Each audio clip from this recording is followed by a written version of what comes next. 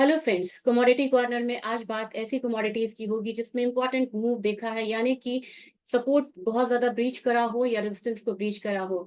इस काउंटर में अभी एक कमोडिटी की हम बात करेंगे और ये है गोल्ड। अगर पिछले हफ्ते की बात की जाए तो पूरी जो ओवरऑल मूव थी ये थी 1500 पॉइंट की। लेकिन अगर फ्राइडे की बात की जाए तो वहां पे एक दिन में मूव आई है, वो है 1100 पॉइंट की। अगर आप मेगा गोल्ड में ट्रेड करते हैं तो 1100 में अगर आप इंटू कर लेते हैं 100 से, तो इतने पॉइंट्स की मूव एक दिन में यहाँ पे आई थी। तो क्या था रीजन जिसकी वजह से हम लोगों ने गोल्ड में एक मूव आता हुआ देखा था, वो भी इतना ज्यादा हायर साइड, और इसने अपने रेजिस्टेंस को ब्रीच करा था, यानी कि 62,600 को। कुछ ट्रिगर्स हैं यहाँ पे।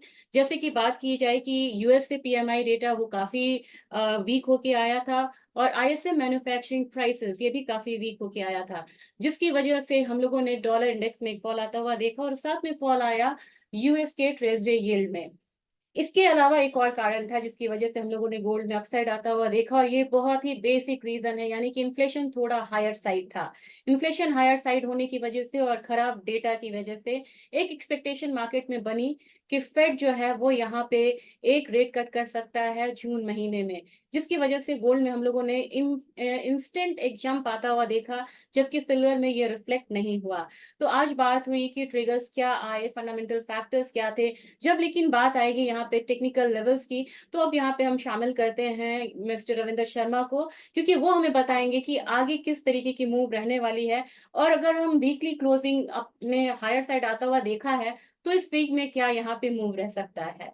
Next to you thank Ravinder. You ma'am. Gold की बात करें तो गोल्ड में अगर हम टेक्निकल चार्ट पैटर्न्स पे देखें तो लास्ट काफी टाइम से गोल्ड जो है ये 62,000 की रेंज में एक स्टक था। लोअर साइड में 61,000 से 62,500 अप साइड में मैक्सिमम जाता था, और क्लोजिंग बेसिस की बात करें तो 62,000 के ऊपर क्लोजिंग हमें नहीं देखने को मिल रही थी। डेटा आने के बाद, जैसे मैम ने अभी बताया कि डेटा आया था फ्राइडे को, फ्राइडे 8 बजे के अराउंड हमें ऑलमोस्ट 1100 पॉइंट्स का रैली आता हुआ देखा था, और ये काफी स्ट्रॉन्ग मूव था, इम्पल्सिव मूव देखने को मिला था। उसके बाद प्राइसेस अभी कंटिन्यूस हायर साइड सस्टेन कर रहे हैं। रीसेंट हाइज की बात करें तो रीसेंट हाइज में गोल्ड ने 63,800 और 63,500 के आसपास का एक रेजिस्टेंस फेस किया था। अभी प्राइसेस उसी के अराउंड ट्रेड कर रहे हैं। चांसेस है कि यहाँ से अगर मंथली बेसिस पे 64,000 के ऊपर क्लोजिंग देखने को मिलती है तो यहाँ से काफी बुलिश मूव देखने को मिलेगा, जो कि हायर साइड में 65,000 जो इससे पहले का हाई है उसके अराउंड जाके रुक सकता है। लेकिन अगर वीकली बेसिस पे हमें कंटिन्यूस इसी तरीके की स्ट्रॉन्ग स्ट्रॉन्ग कैंडल्स देखने को मिलती हैं जैसे हमें फ्राइडे को देखने को मिली थी, तो चांसेस है कि 65,000 का जो लेवल है ये भी जल्द रीच हो सकता है। और नेक्स्ट दिवाली तक हमें एक्सपेक्टेड है कि जो हमारे एनुअल आउटलुक में हमारे टारगेट्स थे उसको अचीव होते हुए देखने को मिल सकते हैं, जो कि 69,000 से 72,000 तक का प्रोजेक्शंस बनते हुए यहाँ से देखने को मिल रहा है।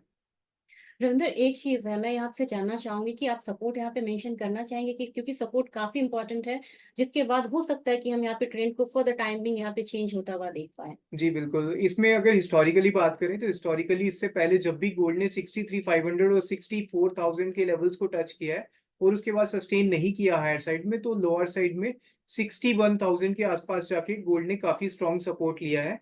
अभी भी चांसेस हैं कि अगर गोल्ड प्राइसेस यहाँ से करेक्शन विटनेस करते हैं और रिवर्स हो जाते हैं तो 61,000 से 61,500 की रेंज में हमें सपोर्ट देखने को मिल सकता है।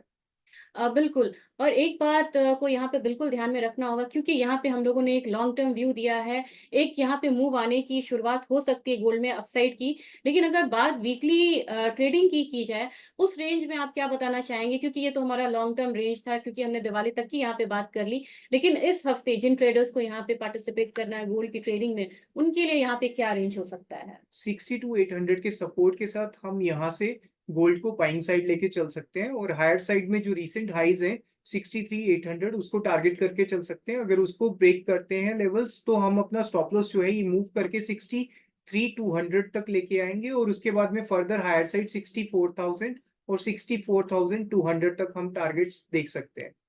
यानी कि मैं समराइज करना चाहूंगी, ओवरऑल हमें 64,200 तक का जो अपसाइड मूव है वो देखने को यहाँ पे मिल सकता है।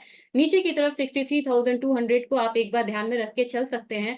साथ में ट्रिगर्स की बात की जाए, क्योंकि पॉजिटिव ट्रिगर्स आए थे यहाँ पे पिछले हफ्ते, वो कंटिन्यू रहेगा। तो दो यहाँ पे पॉजिटिव ट्रिगर्स यहाँ पे मुझे देखने को मिल रहा है, जो कि एक्सपेक्टेड है। ये है डॉलर इंडेक्स में एक फॉल यहाँ पे आने की उम्मीद है, और लग रहा है रविंद्र की 103.25 या 4 का यहाँ पे एक डाउनसाइड मूव देखने को मिलेगा, क्योंकि हम जानते हैं कि गोल्ड से यहाँ पे नेगेटिव कोरिलेशन होता है डॉलर इंडेक्स में।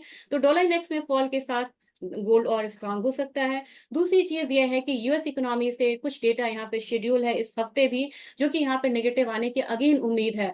तो मेरे ख्याल से हर लेवल पे यहाँ पे गोल्ड पे एक बाइंग आएगी, और बाय डिप की जो स्ट्रैटेजी है वो यहाँ पे अप्रोप्रिएट होगी गोल्ड ट्रेडिंग की अगर बात की जाए तो। इंट्राडे में हम कह सकते हैं, या स्विंग ट्रेड में हमें दोनों साइड की मूव मिलेगी, लेकिन मिड टू शॉर्ट टर्म आपको बाय में रहना चाहिए फिलहाल गोल्ड में।